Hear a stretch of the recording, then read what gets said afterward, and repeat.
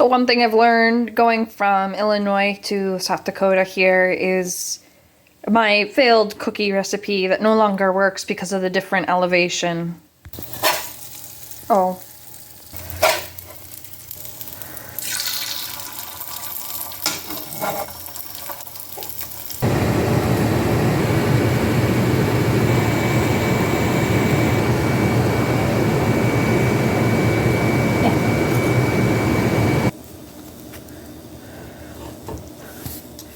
So it is October 1st, and it's been a hot minute since I've made a weight loss journey update.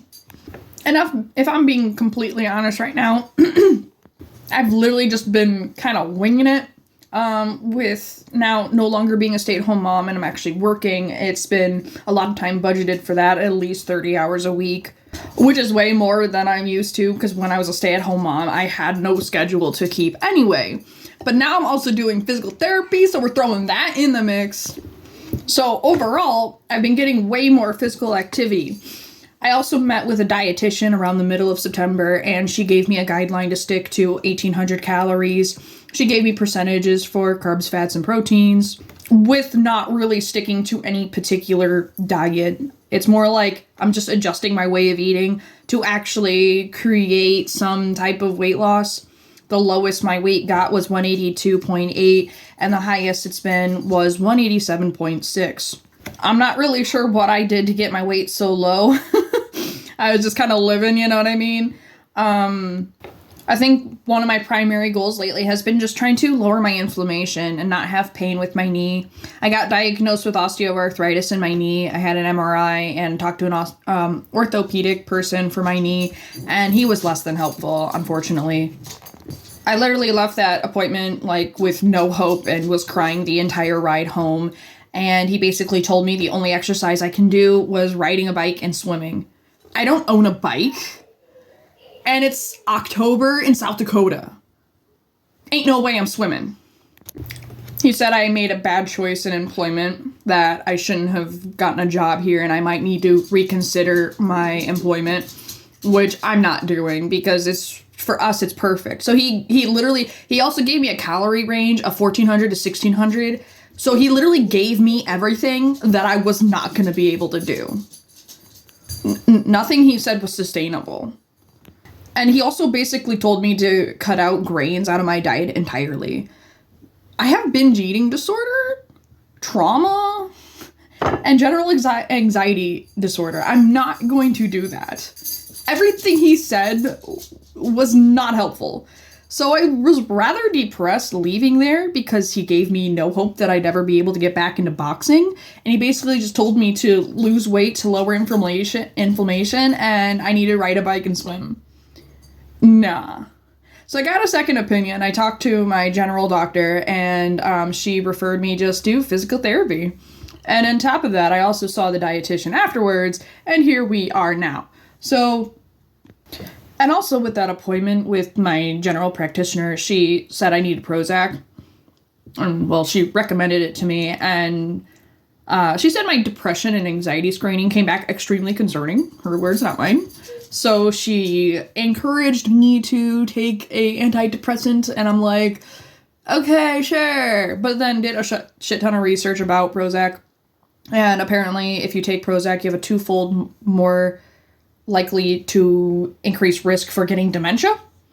I have a family history of dementia. That's why my previous name used to be DAZEY Dementia. DAZEY is my yaya's American name, and dementia kind of flowed with the name, and she also developed dementia too, so she was a very positive influence in my life, all things considered. And once she passed away, I dropped the dementia part in my name. She spelled it like the flower, though. Ironically enough, I had a friend whose nickname was Mosey with a Z. And when I used to smoke weed regularly, he gave me the nickname Daisy because I'd be dazed and confused. So the nickname Daisy came more so from the Led Zeppelin song. But ironically enough, when he coined me with this nickname, it's also my yaya's American name, but she spells it like the flower. So little tidbit there. My puppy's whining at me over here because she thinks I'm not eating my sandwich fast enough and she's complaining about it. Hi there, girl. Anywho, where was I again? Anyway.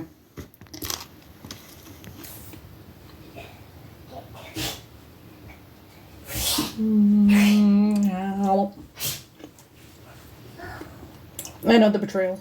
So all in all, I have 5 things that I'm going to be doing for the month of October that I hope propel me in the direction of having actual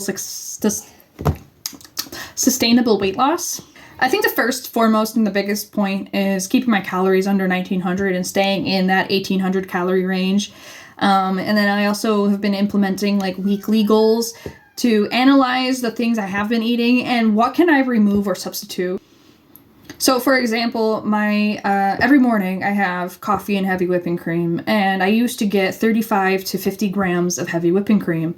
And I noticed that this past week that's been totaling up to 75 grams of fat from heavy whipping cream. So I'm going to lower that number, and I hope that I can have my percentage be closer to my fat goal. Last week I had 48% of calories came from fat for the week. And I want to get that number down closer to 35.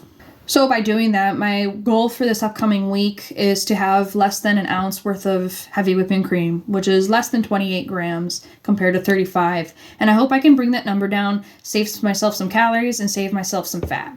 I cannot say alone that this one thing is going to give me weight loss, but it'll be an improvement from where I've been, and those little 1% improvements do add up over time.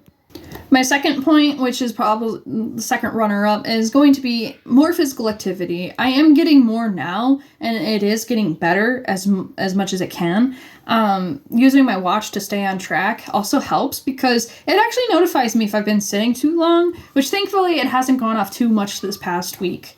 But I use the Samsung Health app and tweak the step goal, activity time goal, and burned calories goal. So when I first got this watch, I put everything at the lowest it could go. And every week that I've had a majority of success, I bump it up 1 step. So it's like 100 steps, 10 minutes of physical activity time, and I think also in increments of 10 calories burned. Number 3 would be my physical therapy exercises. Now that I'm actually getting decent physical therapy exercises that are challenging but easy to do, if I decide to go back to Fit On for exercise programs like I used to, I have substitutes. And I have been doing since my back injury. It's like, okay, I cannot do that exercise. I cannot do side planks. Balancing on your arm with your feet at the side, I could not do that. I still can't. So instead, I'll be standing up and I'll do my leg kickouts with a resistance band. And that's what I do in place of certain exercises. So they're similar in movement or style or body part, but also they're okay for me to do where I won't try to injure myself.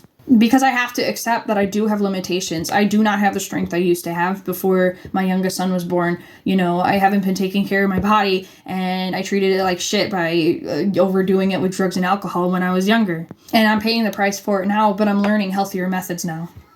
Which ties into number 4, where I'm going to be going back to rereading the Glow Approach book for emotional eating. I've caught myself falling into the emotional eating trap. Thankfully, a couple days ago was the first binge I had in the second half of September that I can recall since I've been tracking my food again. But now I'm getting better slowly. So that's all that matters. So I'm going to be going back to the Glow Approach book, reading what I can in a day. But as long as I'm reading it and utilizing the information in it, it's only going to help. And that brings me to my 5th thing that will help me with weight loss, and that is supplements. Supplements. I have not had this many supplements in the history of ever. When I told my dad that I had osteoarthritis, he knew that my uncle also has osteoarthritis in his knee. Ironically enough, he does mixed martial arts, and I've been a boxer. Osteoarthritis comes from overuse of a limb, and I had a knee injury when I was in 5th grade, but for some reason, neither of my parents remember the diagnosis of what actually happened to my knee. One parent doesn't even remember that I was in the hospital for a week with pneumonia, so that's cool. And my dad, I reminded him about my knee, and he's like, oh yeah, I forgot about that. Wow, I'm so glad I'm forgettable. So, because when I told him that I had osteoarthritis in my knee, he sent me a ton of supplements. It was almost overwhelming to have to line up all these bottles and figure out, okay, what am I supposed to take and when? So I had to go research each individual vitamin and figure out, okay, when is the best time to take this supplement? Because I learned the hard way, don't take tryptophan in the morning unless you want a nap. Anyway, I literally had to learn what times would be best to take certain supplements like probiotics and proteolytic enzymes, which proteolytic enzymes help you break down proteins better into their amino acid components. So taking those before a meal are more beneficial compared to others that you have to take with food, like turmeric and ginger, and resveratrol, and fish oil, and hyaluronic acid. Oh, and let's not forget about boswellia extract. And magnesium also. Yeah, like most of my vitamins have to be taken with food. But anyway, certain ones are better taken at night, like valerian root and UC2, which is collagen supplement. Oh, and collagen powder, which I have not been taking every day because I kind of forgot to because there's lots of others. So there you have it. Those are the 5 things I'm going to be doing for the month of October to help me with weight loss, and I will see you in November to see how this all progresses. Bye!